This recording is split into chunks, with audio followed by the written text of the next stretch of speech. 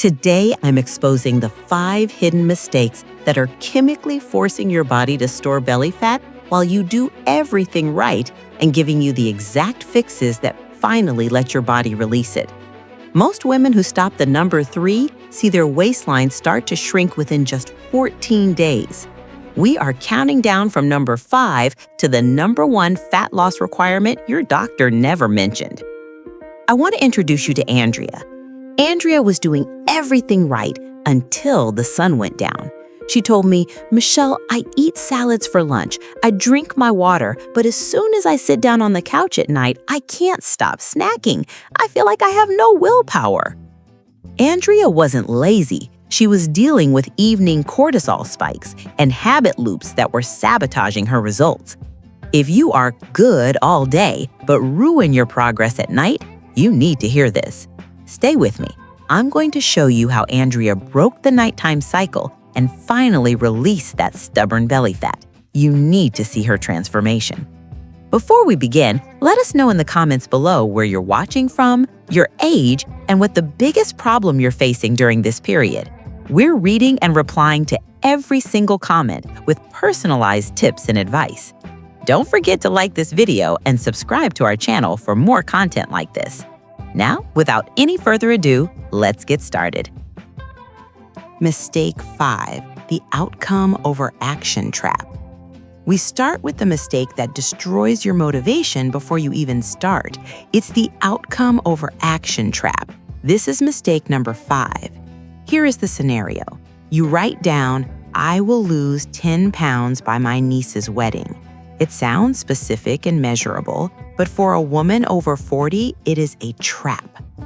When you set an outcome goal, you pin your success on something you cannot control. In menopause, your body is not a calculator, it is a chemistry lab. You might burn fat, but the scale goes up because of water retention or inflammation. If the scale hasn't moved, you panic. You feel like a failure. That disappointment triggers a spike in cortisol, your primary stress hormone. Your body dumps glucose into your bloodstream and locks the doors to your fat cells. You literally stress yourself into staying fat. You cannot stress your body into being thin. You have to stop setting goals based on your body's response and start setting goals based on your behavior. We are shifting entirely to process goals. A process goal is something you have 100% control over, regardless of what your hormones are doing today. "I will lose 5 pounds" is an outcome goal. You can't control that. "I will walk for 10 minutes after dinner 4 times a week" is a process goal. You can control that. "I will have a flat stomach" is an outcome goal. "I will eat 30 grams of protein at breakfast" is a process goal. When you switch to process goals, you detach your emotion from the scale. You stop judging your day by a number that fluctuates with your hydration levels. You start judging your day by your integrity. Did you do the walk? Yes? Then you won. It doesn't matter what the scale says today. You hit the input. Think of it like building a machine. If you focus on the machine, the sleep, the steps, the protein, the output will eventually handle itself. You are building a metabolic engine. If you consistently hit your process goals, the weight loss becomes a side effect. It happens inevitably. But if you chase the number, you will quit before the engine is even built. So here's your assignment for mistake 5. Throw away the timeline. Stop saying, "I need to lose weight by July." Instead, pick 3 actions you will do this week. Maybe it's drinking water before coffee. Maybe it's getting to bed by 10 p.m. Focus entirely on executing those actions. If you do that, you lower the stress, you lower the cortisol, and you finally give your body the safety signal it needs to release fat. That mental shift is huge, but honestly, it's useless if your body is physically fighting you the moment you sit down to eat. Most women are making a critical error during their meals that forces fat storage, even if the food on the plate is perfectly healthy. That is mistake number 4. Before next chapter, I just want to say, behind every video is a ton of effort. And the best reward is knowing you enjoyed it. By liking and commenting, you give me the motivation to keep creating more content. Thank you for being part of this journey. Mistake 4. Eating in fight or flight mode. This is the reason you can eat a perfectly clean meal and still store it directly as belly fat. It's called eating in a sympathetic state, or as I call it, eating in fight or flight mode. Now, I want you to listen because this one mistake is why your menopausal belly fat is hormonally stuck. The rest of this segment reveals the key to unlocking it. Keep watching. Here is the reality of your lunch break. You are likely sitting at your desk or your kitchen counter.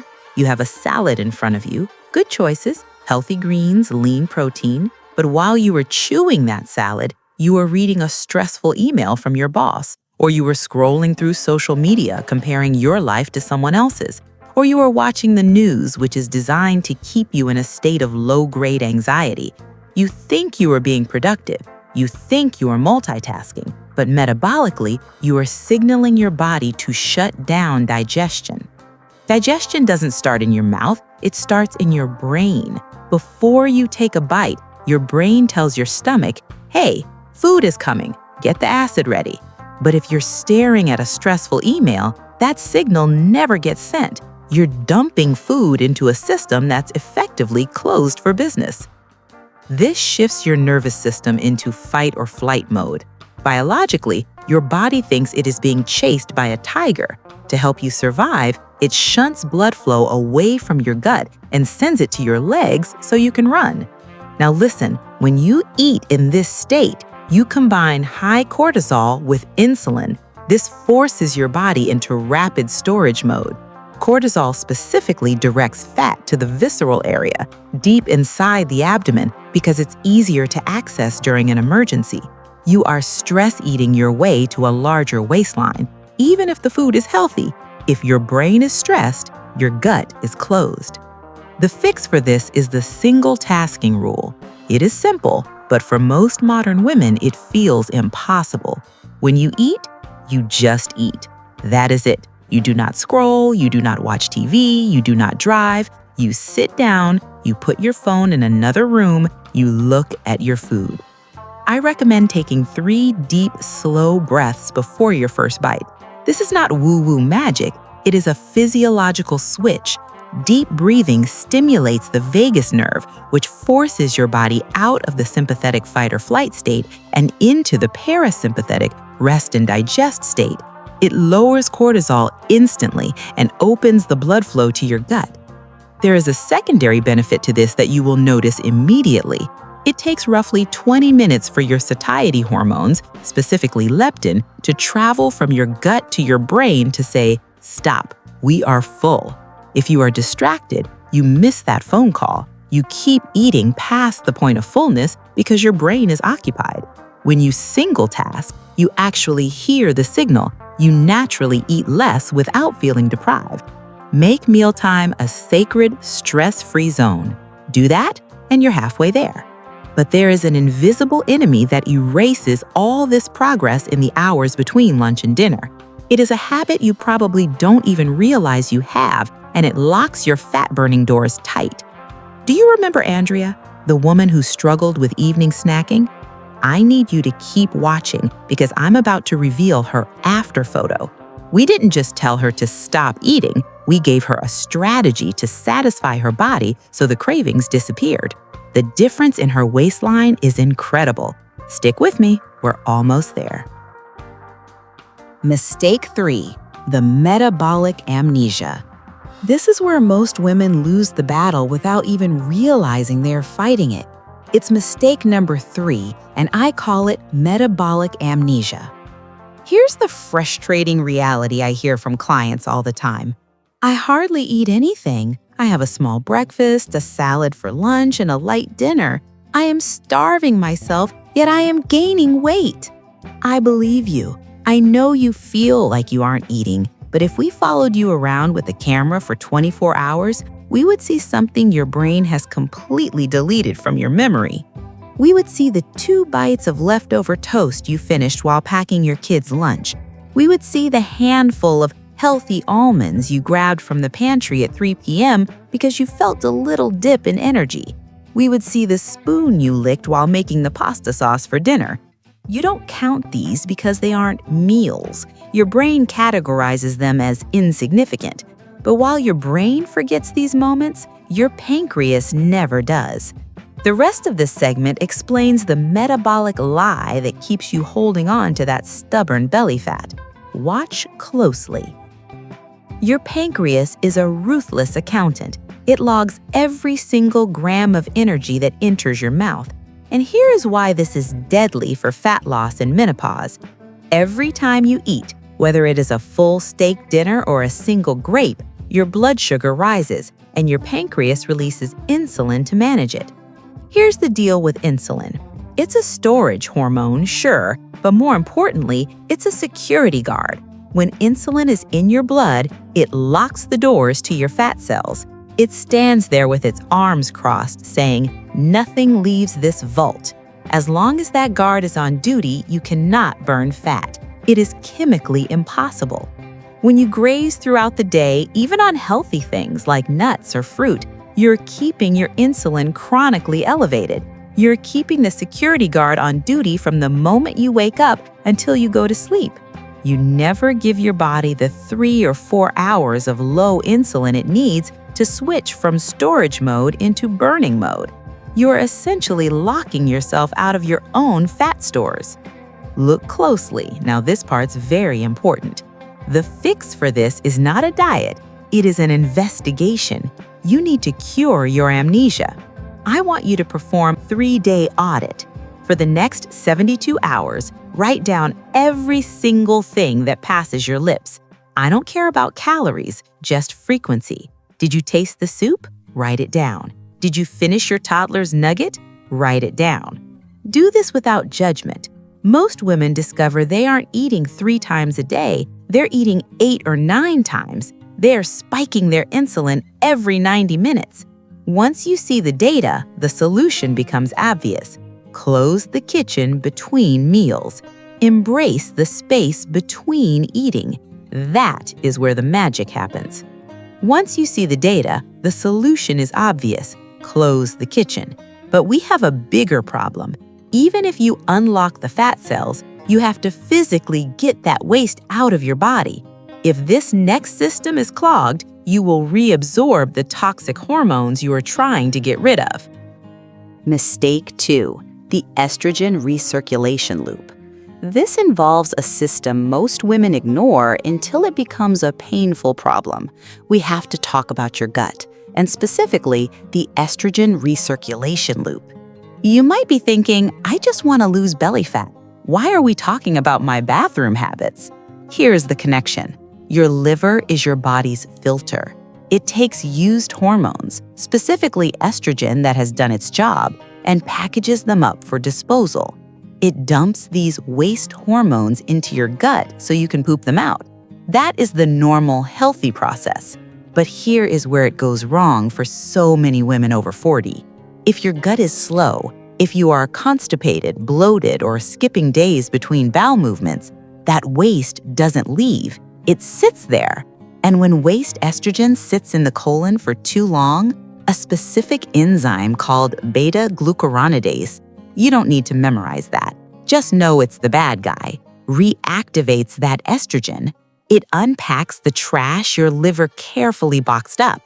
You must focus now because this is the only way to get your body to release that belly fat. Keep watching. Your body then reabsorbs this zombie estrogen back into your bloodstream. This creates a condition called estrogen dominance. It doesn't mean you have too much good estrogen. It means you have a toxic overload of recycled waste estrogen relative to your progesterone. And what is the primary symptom of estrogen dominance? Stubborn, hard fat accumulation around the midsection and hips. You are literally recycling the very hormones that are making you fat. Researchers proved this with twins. They took gut bacteria from an obese twin and put it into a mouse. That mouse became fat. They took bacteria from the lean twin and put it into another mouse. That mouse stayed lean. Same calories, different gut bacteria. Here is the hard truth. If you are not pooping every single day, you are not ready to diet. You cannot build a calorie deficit on top of a clogged detox pathway. You are just trapping toxins in a smaller body. You are not just what you eat, you are what you eliminate. The fix here is to prioritize gut motility above everything else. Before you cut calories, you must add. First, magnesium citrate or glycinate at night. This relaxes the bowel and draws water into the intestine to keep things moving. Second, hydration. You cannot flush a toilet without water. If you are dehydrated, your body pulls water from your colon, making everything harder to pass. Third, fiber from real vegetables, not just supplements. You have to get the traffic moving. Once you are regular, you break the recirculation loop. Your liver detoxes the estrogen, you eliminate it, and your hormonal load lightens. Your belly bloat drops, not because you lost fat yet, but because you stopped the toxic recycling. You have to get the traffic moving, but none of this, absolutely none of it, matters if you are failing the #1 biological requirement for fat loss. This final mistake is the king. If you get this wrong, you can do everything else perfectly and still gain weight. Stay with me. Soon I will show you Andrea's transformation. Mistake 1. The sleep-cortisol connection. We have arrived at #1. This is the mistake that makes every other effort completely worthless. It is the sleep-cortisol connection. I know what you're going to say. I'm busy, I have kids, I have work. I can function fine on 5 hours. I need you to listen to me very carefully. You might be functioning mentally, but metabolically, your body is in a state of emergency. In our culture, we wear sleep deprivation like a badge of honor. We think sleep is a luxury for lazy people. But for a woman in menopause, sleep is not a luxury. It is your primary fat-burning appointment. If you miss this appointment, you cannot lose weight, period. This is the cellular key to releasing years of stored, dormant belly fat. The explanation is coming next. Keep watching. Here is the science that proves it. Researchers at Stanford University conducted a massive study on sleep duration and appetite hormones. They found that people who slept 5 hours or less had a 14.9% increase in ghrelin, that is the hormone that screams, "I'm starving," and a 15.5% decrease in leptin, the hormone that says, "I am full." Let's do the math on that. You are going on a diet to cut your calories by maybe 15%, but your biology is increasing your hunger by 15%. You are fighting a mathematical war that is perfectly canceled out by your own hormones. You are white-knuckling your way through the day, fighting cravings that shouldn't even be there, all because you didn't sleep. But it gets darker. Another study looked at 2 groups of people on the exact same low-calorie diet. Group A slept 8.5 hours, Group B slept 5.5 hours. Both groups lost weight, but Group A lost almost entirely pure body fat. Group B, the sleep-deprived group, lost mostly muscle mass. Why? Because lack of sleep spikes cortisol. And as we discussed, high cortisol is catabolic to muscle. It breaks down your hard-earned muscle tissue for quick energy and protects your body fat as a survival reserve. So if you diet without sleeping, you are literally becoming skinny fat. You are shrinking your metabolism by destroying your engine. This is why I say, sleep first, diet second. If you have to choose between waking up early for cardio or sleeping that extra hour, choose the sleep every time. The sleep will do more for your waistline than the treadmill ever will. You need 7 to 8 hours of darkness to flush the cortisol and reset your insulin sensitivity. Without it, you are spinning your wheels. Your bedtime routine is now your most important workout. Turn off the screens and get in bed. You cannot out-diet a body that thinks it is under attack. So take a deep breath. Stop beating yourself up. Stop blaming your willpower. You were trying to drive a car with no engine. You were rowing upstream against a raging current without fixing your boat first. It wasn't that you were weak, it was that you were biologically blocked. You were trying to force a result without establishing the prerequisites. Now you have the roadmap. You are going to stop setting outcome goals and start setting process goals. You are going to stop eating while scrolling and start single-tasking your meals. You are going to audit your snacking to stop the insulin spikes. You are going to fix your gut health to stop recycling estrogen. And above all else, you are going to prioritize your sleep as if your life depends on it, because your metabolism certainly does. And here she is. Look at Andrea now. She looks so relaxed and happy. The belly fat is gone because she stopped the nighttime sabotage. She told me she finally feels in control of her food instead of the food controlling her. Andrea proved that small changes in your evening routine can lead to massive changes in your body. If she can do it, so can you. I'm Michelle. Let's take back your evenings.